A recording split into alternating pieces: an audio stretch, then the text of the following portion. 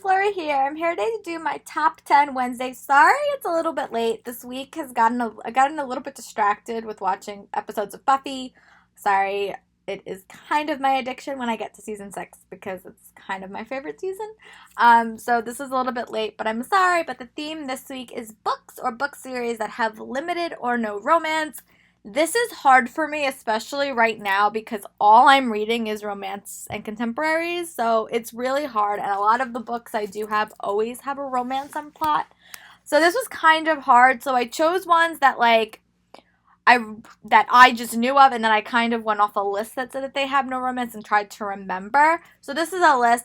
Some of them do have elements of it, but it's not the focus. So I just wanted to talk about them. The first one is a one that everyone knows, and it was billed as almost like an anti-romance, and it is This Savage Song by Victoria. This book is not a surprise to anyone because it was literally billed as that, but it follows these two characters who takes place in a world where villainy and monsters are just created from the tragedies that happen.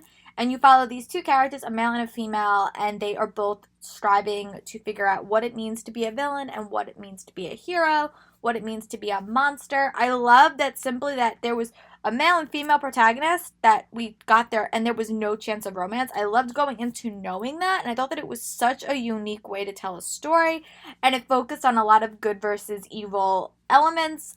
I am in a Buffy mindset, but it really reminded me of elements of Buffy because that's kind of the heart of Buffy as well. It's kind of like good versus evil, what makes you a hero, what makes you a villain, and what's that thing that turns you.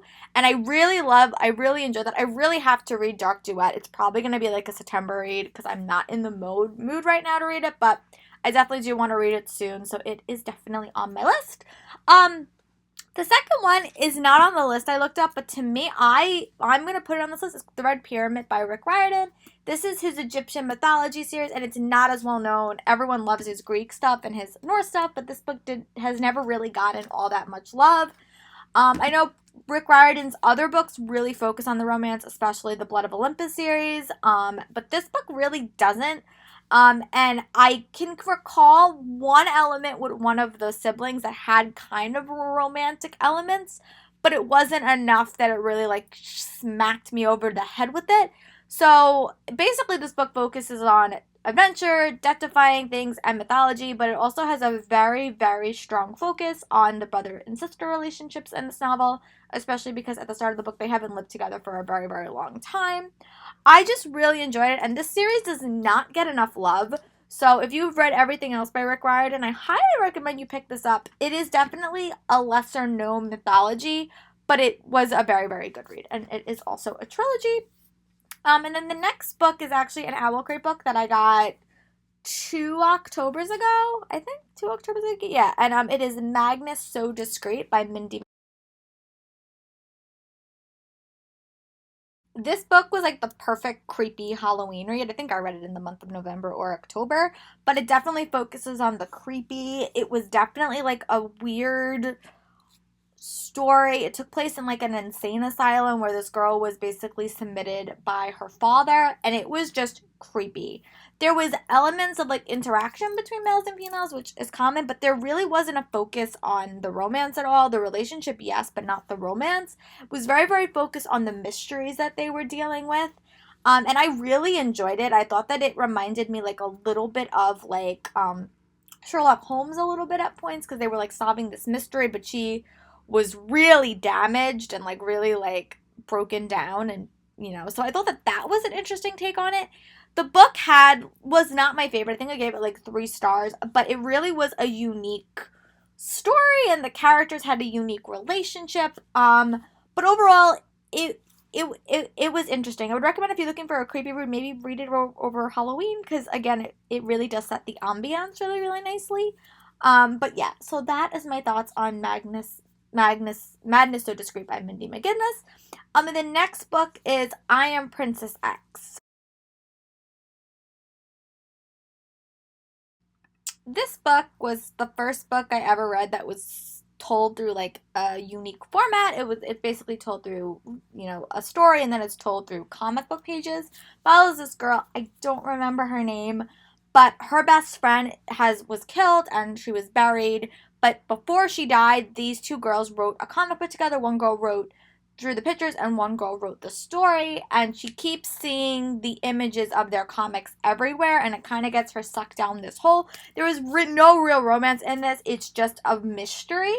It wasn't my favorite mystery, but I did like what the author was trying to do with like the unique storytelling.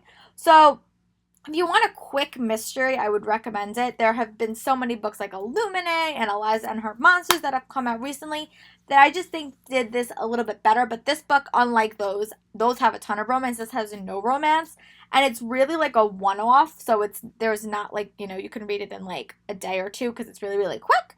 But overall, it just follows this girl on a hunt for a mystery, hoping to find her best friend or to find out what happened to her best friend. But yeah. And then the last book I'm going to talk about is one that I read very, very recently, and that is Terrier by Tamora.